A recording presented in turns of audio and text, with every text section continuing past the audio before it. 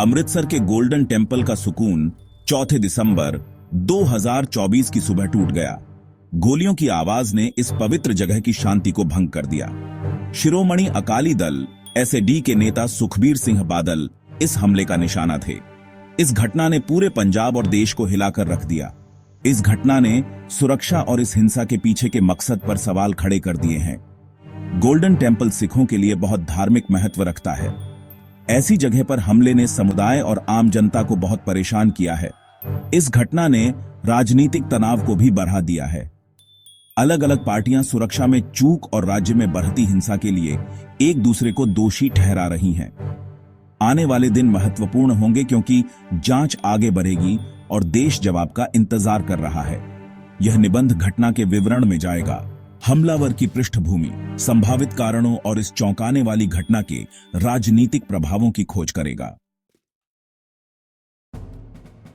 सुखबीर सिंह बादल धार्मिक प्रायश्चित के तौर पर गोल्डन टेम्पल में थे। वो अकाल तख्त द्वारा लगाई गई धार्मिक सजा टंका काट रहे थे। बादल नीले कपड़ों में व्हीलचेयर पर बैठे थे जब हमला हुआ। हमलावर, जिसकी बाद में पहचान नारायण सिंह चौरा के रूप में हुई, बादल के पास आया और गोली चला दी। एक दर्शक ने तुरंत प्रतिक्रिया दी और गोली को हटा दिया। गोली दीवार से टकराई। बादल बाल बाल बच गए। लोग सुरक्षा के लिए भागे और अफरा तफरी मच गई। सुरक्षा कर्मियों और दर्शकों ने चौरा को जल्दी से काबू कर लिया। उसे हिरासत में ले लिया गया जिससे आगे की हिंसा को रोका जा सका। वहां मौजूद लोगों की त्वरित सोच और बहादुरी ने एक संभावित त्रासदी को टाल दिया। हालांकि इस घटना ने गोल्डन टेम्पल में सुरक्षा की भावना को हिला दिया है। इसने राजनीतिक हस्तियों की सुरक्षा, खासकर पंजाब के तनावपूर्ण माहौल में के बारे में भी चिंता जताई है। गोल्डन टेम्पल में गोली चलाने वाला नारायण सिंह चौरा विवादों से अछूता नहीं है।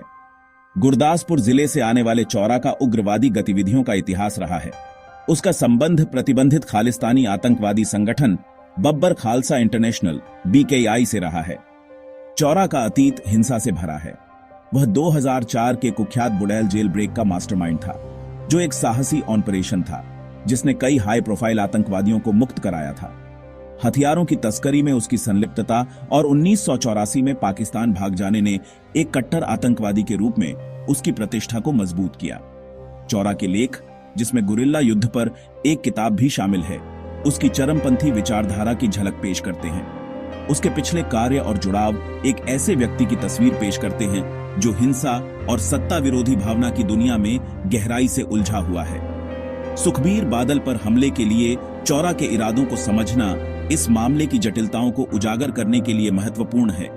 क्या हमला व्यक्तिगत बदला, राजनीतिक विचारधारा या कारकों के संयोजन से प्रेरित था, यह देखा जाना बाकी है। भाग 4, मकसद और चल रही जांच का खुलासा। सुखबीर सिंह बादल पर नारायण सिंह चौरा के हमले का मकसद अभी भी जांच के घेरे में है। अधिकारी विभिन्न पहलुओं की जांच कर रहे हैं, जिसमें चौरा की पिछली आतंकवादी गतिविधियां, उसकी चरमपंथी विचारधारा और बादल के खिलाफ व्यक्तिगत शिकायतों की संभावना शामिल है। BKI के साथ चौरा का जुड़ाव खालिस्तानी अलगाववादी आंदोलन से एक संभावित संबंध का सुझाव देता। हालांकि यह आंदोलन 1980 के दशक में अपने चरम पर पहुंचने के बाद से काफी कमजोर हो गया है। फिर भी सिख प्रवासियों के कुछ वर्गों में इसे समर्थन मिलता है। जांच अधिकारी बादल या SAD से किसी भी संबंध के लिए चौरा के व्यक्तिगत इतिहास की भी जांच कर रहे हैं। वे उसके संचार, वित्तीय रिकॉर्ड और उन व्यक्तियों या समूहों के साथ किसी भी संभावित बातचीत की जांच कर रहे हैं जिन्होंने उसके कार्यों को प्रभावित या सहायता प्रदान की हो। जांच बहुआयामी है, जिसमें स्थानीय पुलिस, खुफिया एजेंसियां और आतंकवाद से निपटने वाली विशेष इकाइयां शामिल हैं। प्राथमिकता यह निर्धारित करना है कि चौरा ने अकेले काम किया या वह किसी बड़ी साजिश का हिस्सा था। भाग 5, राजनीतिक प्रतिक्रिया और सुरक्षा संबंधी चिंताएं। गोल्डन टेम्पल में सुखबीर सिंह बादल पर हमले ने राजनीतिक प्रतिक्रियाओं का तूफान खड़ा कर दिया है। SAD ने इसे एक गहरी साजिश करार दिया है और हमले के पीछे के सच का पता लगाने के लिए पूरी जांच की मांग की है। कांग्रेस पार्टी ने सत्तारूढ़ आम आदमी पार्टी सरकार की सुरक्षा चूक के लिए आलोचना की है। उन पर एक प्रमुख नेता की सुरक्षा करने में विफल रहने का आरोप लगाया है। एएपी ने अपने सुरक्षा उपायों का बचाव करते हुए कहा है कि हमलावर को पकड़ने और आगे के नुकसान को रोकने के लिए तत्काल कार्रवाई की गई। इस घटना ने धार्मिक स्थलों पर पुलिस बलों की तैनाती को लेकर भी बहस छेड़ दी है।